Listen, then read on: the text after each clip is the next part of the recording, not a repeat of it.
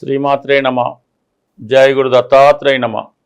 ఈ వీడియోలో మనం మేషరాశి వారికి డిసెంబర్ 7వ తారీఖు నుంచి 13వ తారీఖు మధ్యలో జరగబోయే వార ఫలాలు పరిశీలించినప్పుడు పర్టికులర్గా ఈ వారం అందే రాస్యాధిపతి కుజుడు భాగ్యస్థాన సంచారం వల్ల మేషరాశి వారిలో ఒక కొత్త ఉత్సాహం రావడం జరుగుతూ ఉంటుంది. ఎక్కువగా వీళ్ళకి యొక్క సెల్ఫ్ కాన్ఫిడెన్స్ పెరిగే అవకాశం ఉంది. ధైర్యంగా ఏ పనైనా చేయగలిగే సామర్థ్యాన్ని పుంజుకుంటూ ఉంటారు. ముఖ్యంగా ఈ వారంలో మీరు ఏదో ఒక ఇన్వెస్ట్మెంట్ చేయడం జరుగుతూ ఉంటుంది. ఒక స్థిరాస్తి కొనడం కానీ, ఒక ఇల్లు కొనుక్కోవడం కానీ, ఏదైనా ఒక స్థిరమైన ఆస్తి కొనుక్కునే అవకాశం ఉంది. అలాగే ఏదైనా ఒక పుణ్యక్షేత్రాన్ని దర్శించే అవకాశం కూడా ఈ వారంలో ఈ రాశి వారికి ఎక్కువగా కనబడుతూ ఉంటుంది. సో దాంతోపాటుగా వెరీ ఇంపార్టెంట్గా ఈ అష్టమ స్థానంలో 3 గ్రహాల సంచారం జరుగుతుంది. ఇది రవి, బుధ, శుక్ర. అయితే ధనాధిపతి శుక్రుడు రవితో కంబస్ట్ అయి ఉండడం వల్ల చాలా వరకు ఆర్థిక పరంగా చేతిలో రొటేషన్ మనీ తగ్గిపోతూ ఉంటుంది. దానివల్ల దైనందిన ఖర్చులకి కొంత ఇబ్బంది పడడం జరుగుతుంటుంది. అలాగే కుటుంబంలో ఒకరికి ఏదో ఒక అనారోగ్య కారణం వల్ల ఎక్కువగా వారి కొరకు హాస్పిటల్ వెళ్ళడం కానీ, శ్రమించడం కానీ జరుగుతూ ఉంటుంది. కొన్ని సందర్భాల్లో కుటుంబ సభ్యులతో ఒక విధమైన విరోధం లాంటిది కూడా వచ్చే అవకాశం ఉంది. ఎందుకంటే ప్రస్తుతం ధన సప్తమాధిపతిగా ఉన్నటువంటి శుక్రుడు అష్టమ స్థానంలో ఉన్నప్పుడు రవితో కంబస్ట్ అయి శుక్రమార్జున్ నడుస్తుంది కాబట్టి కంప్లీట్గా అది మేషరాశి వారికి కుటుంబ విషయాలు, ఆర్థిక విషయాలు, వైవాహిక సంబంధించిన విషయాల్లో ఒక విధమైనటువంటి అసంతృప్తి, ఇబ్బంది ఏర్పడడం జరుగుతుంటుంది. ఇదే రాశిలో ఉన్నటువంటి స్త్రీలకి కొద్దిపాటి అనారోగ్య సమస్యలు లాంటివి కూడా వచ్చే అవకాశం ఉంటుంది. దాంతోపాటుగా బుధుడు అష్టమ స్థాన సంచారం రవితో కలిసి సంచరించడం వల్ల ఏర్పడినటువంటి బుధాదిత్య యోగం అష్టమ స్థానంలో అవటం వల్ల పరిశోధనా రంగంలో ఉన్న వాళ్ళకి, ఏదైనా కొత్త విషయం తెలుసుకుందాం అనుకున్న వాళ్ళకి ఇది చాలా బాగా ఉపయోగపడుతూ ఉంటుంది.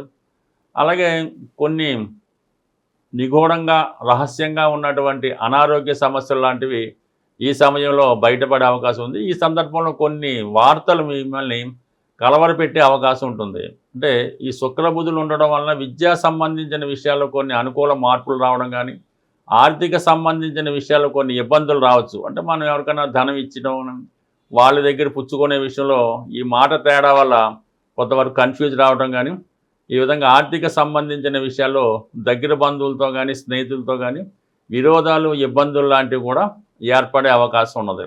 బట్ ఏదైనా మన మేషరాశి వారు ఉన్నట్టు యథార్థంగా మాట్లాడటం వల్ల ఎదుట వారి మనసు నొప్పి కలిగి కొంత వాళ్ళు మనస్తాపానికి గురయ్యే అవకాశం ఉంది. కాబట్టి కొంతవరకు ఈ వారం అంతా కూడా ఎవరితో ఉన్న ఆర్థిక వ్యవహారాలు, కుటుంబ విషయాలు చర్చించేటప్పుడు కొద్దిగా జాగ్రత్తగా ఎదుటి వారికి ఇబ్బంది కలగకుండా మాట్లాడితే చాలా వరకు అది మీకు కూడా అనుకూలంగా ఉండే అవకాశం ఉంటుంది. పైపెచ్చి ఏంటంటే ముఖ్యంగా ఈ మేషరాశి వారికి భాగ్యాధిపతి గురువు 3వ స్థానంలో ఉంటూ రాస్యాధిపతి కుజుడి మీద దృష్టి పెట్టడం వల్ల చాలా వరకు చిన్న విషయానికి కూడా చాలా ఆందోళనకి, అగ్రెసివ్నెస్కి గురవుతుంటారు. ఏదన్నా అనుకున్న పని వెంటనే జరగాలనే స్పీడ్గా ఏదైనా నిర్ణయం తీసుకోవడం జరుగుతుంటుంది. బట్ ఏదైనా కొంతవరకు ఎటువంటి సమస్య వచ్చినా, అటు ఆర్థికపరమైన సమస్య వచ్చినా, ఉద్యోగపరమైన సమస్య వచ్చినా అది ఆటోమేటిక్గా సాల్వ్ అవ్వడం జరుగుతుంటుంది. అలాగే కంపల్సరీగా అనుకోకుండా సడన్గా ఈ వారంలో ఏదో ఒక ప్రయాణం, మరీ దగ్గర కాకుండా ఫ్లైట్లో జర్నీ చేసే విధంగా ఒక దూర ప్రాంత ప్రయాణం కూడా ఈ సమయంలో మీరు చేయడం జరుగుతూ ఉంటుంది. యాస్టీజ్గా 12వ స్థానంలో శని సంచారం ఉన్నప్పటికీ కూడా మీరు ఏదో విధంగా కొత్త ఇన్వెస్ట్మెంట్ చేయడానికి కారణమవుతుంటుంది. అలాగే ఫైనాన్స్ కూడా రొటేషన్, అంటే పెద్ద మొత్తంలో చేసే అప్పు లాంటిది కూడా దొరికే అవకాశం ఉంది. కాబట్టి ఆ రుణ ప్రయత్నాలు కూడా ఫలిస్తాయి.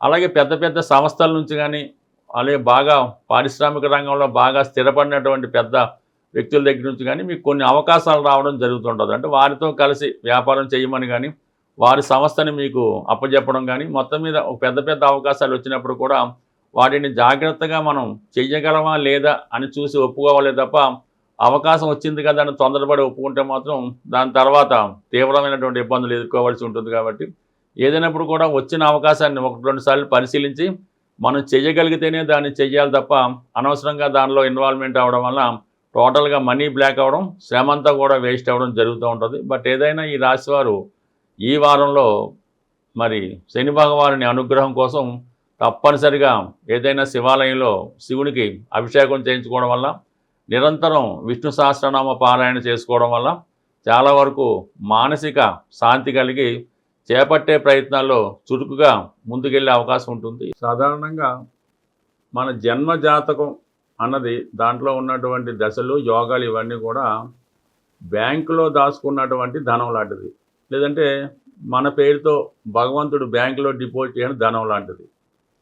ఈ గోచారం అన్నది ఈ గ్రహాలు మారినప్పుడు మనం విత్డ్రాల్ చేసుకోవడం, మన అవసరానికి ధనం తీసుకునే విత్డ్రాల్ టైం అన్నది ఈ గోచారం మనకి చెప్తూ ఉంటుంది. అయితే మనకి బ్యాంకులో ధనం ఉంటేనే కదా మనం ధనం విత్డ్రా చేసుకోగలం.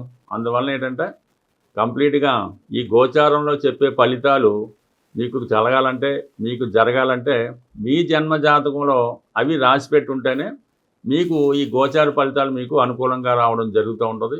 అంటే ఎవరైతే మీ యొక్క జన్మ జాతకంలో ఫలితాన్ని ఇంప్రూవ్మెంట్ చేసుకుందాం అనుకున్నారో వాళ్ళు మీకు ఒక మంచి ఆస్ట్రాలజర్నో, అంటే మీకు పెద్దవాళ్ళు ఎవరన్నా ఉంటే వాళ్ళతో సంప్రదించి మీ యొక్క జన్మ జాతకాన్ని ఇంప్రూవ్ చేసుకొని ఆటోమేటిక్గా మీ గోచారం కూడా మంచి ఫలితం ఇవ్వడం జరుగుతూ ఉంటుంది. అలాగే ఏంటంటే ప్రస్తుతం ఈ కుజ భగవానుడు అత్యంత బలవంతుడై మన డిసెంబర్ 7వ తారీఖున ధనుసు రాశిలో ప్రవేశిస్తూ ఆ కుజుడి పైన గురువు యొక్క దృష్టి, శని యొక్క దృష్టి కూడా పడుతుంది. అంటే ఈ శని భగవానుడు గురుగ్రహం కలిసి ఒక భావం మీద కానీ ఒక గ్రహం మీద కానీ తన దృష్టి పెట్టినప్పుడు కంప్లీట్గా ఆ గ్రహం యొక్క బలం చాలా విపరీతంగా పుంజుకుంటూ ఉంటుంది.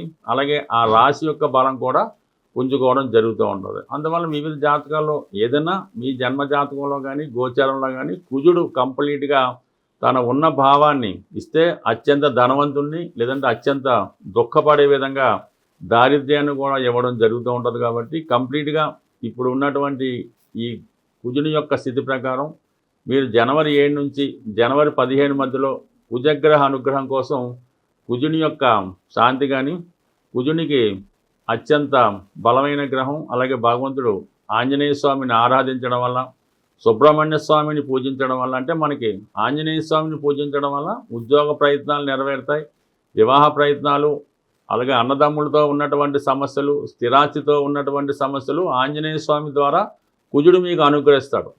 అలాగే సంతానం కలగకపోవడం, సంతానపరమైన ఇబ్బందులు, తరచుగా ప్రెగ్నెన్సీ పోవడం, అలాగే వివాహం తర్వాత ఇబ్బందులు, ఇవన్నీ కూడా సుబ్రహ్మణ్య స్వామి ద్వారా కుజుడు సుబ్రహ్మణ్య అనుగ్రహంతో ఈ ఫలితాలు ఇవ్వడం జరుగుతూ ఉంటుంది.